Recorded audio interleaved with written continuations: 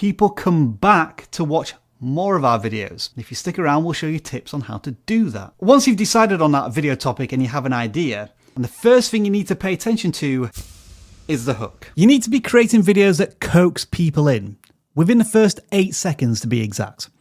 Writing a good hook is perhaps one of the best skills you can master, especially early on in your YouTube journey. Your hooks should make your viewers feel something. They should be able to feel that you can relate to them. Come here. If you stick with this video, you're finished on YouTube. Now, when possible, try and follow this up with a clear and specific explanation about what the viewer is going to get out of a video. And by the way, this isn't specifically for education and how-to channels. Mr. Beast is as far removed from educational content as you can get, but he always includes this type of thing in his videos. You can see how he showed us in the first 15 seconds what we'll be seeing and what to expect. He's got us, the viewers, hyped up and actually delivered on his promises. Obviously, his promises are super huge and so raise a lot of curiosity.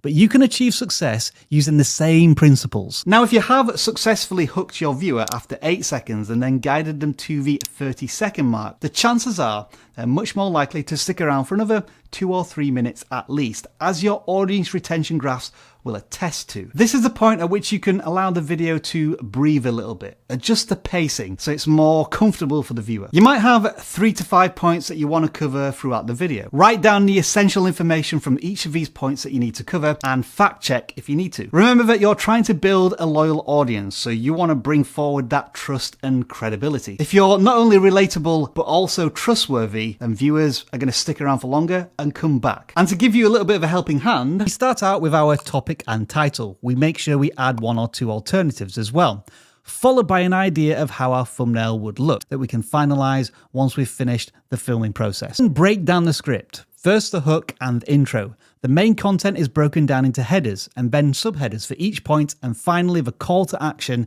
and end screen. Now, once you have the script, you've got to transfer it from there to here. So here's a quick tip on how to find your voice. What would you like to be known for? And what would you feel would connect best with the people you're talking to? If you are new to being in front of camera, then try not to overcomplicate things. Keep your information simple and your sentences short. And when you do start to feel a little bit more confident, then start to sprinkle in more of your own personality. The more individual and unique you are, the more reason viewers have to come back in the future. What we're trying to encourage here is consistency. In this case, it's a consistent structure of your video content. Over time, you'll start to rely less on these scripts. They'll become less structured, more freeform, almost to the point where you could theoretically do a live stream. You press record and you're so confident of your topic that your stream of consciousness that just flows from your brain through your mouth onto the camera is good enough for one take, like I just did then. Come on. But we're not done yet, because if the viewer has got this far into the video, the chances are they've been satisfied by your content. And this is where you can ask